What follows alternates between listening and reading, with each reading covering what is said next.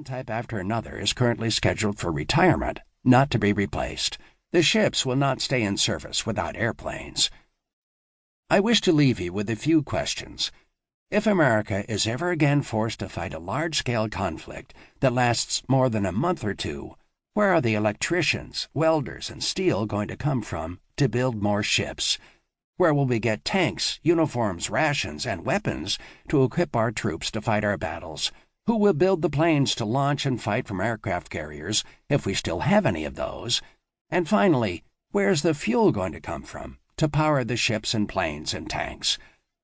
Once upon a time, we had all these assets. Once upon a time, America was the arsenal of democracy that could vanquish tyranny.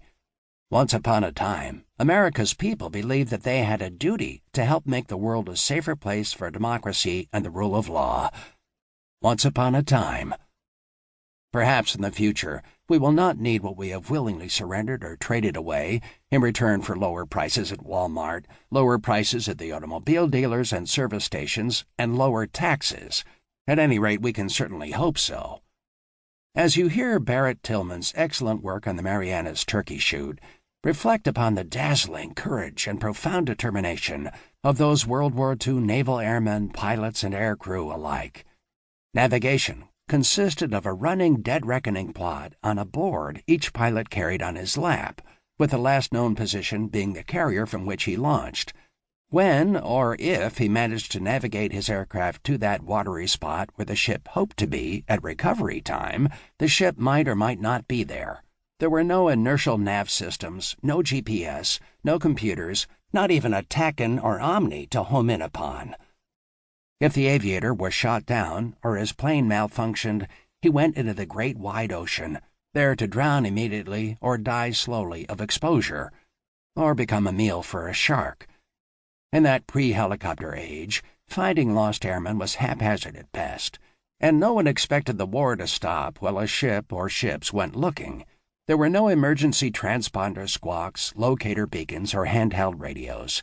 Many Navy pilots and aircrewmen launched from carriers and were never heard from again.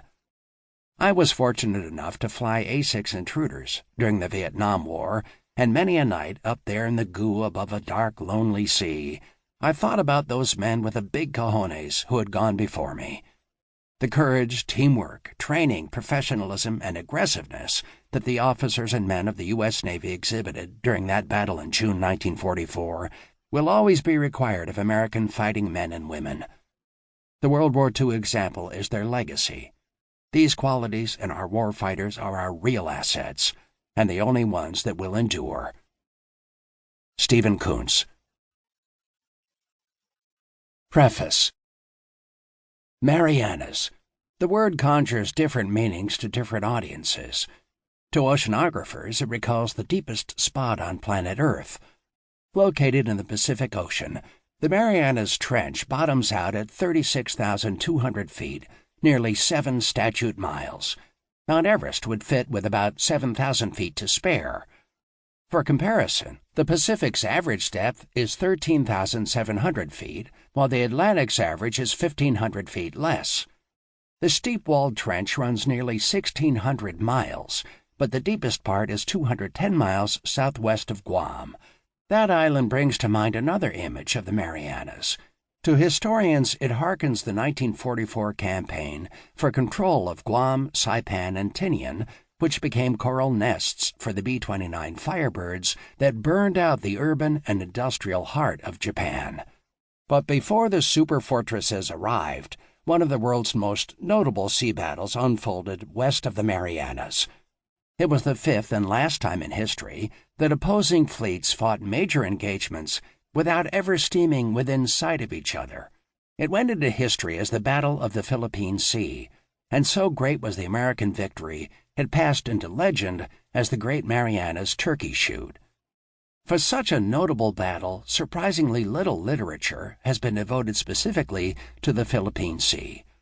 As the world's largest aircraft carrier duel, it has been the subject of only 4 previous volumes in 60 years. In contrast, Midway and Leyte Gulf each spawned 15 to 20 noteworthy studies and probably as many minor works. It's a curious situation, considering that the Japanese themselves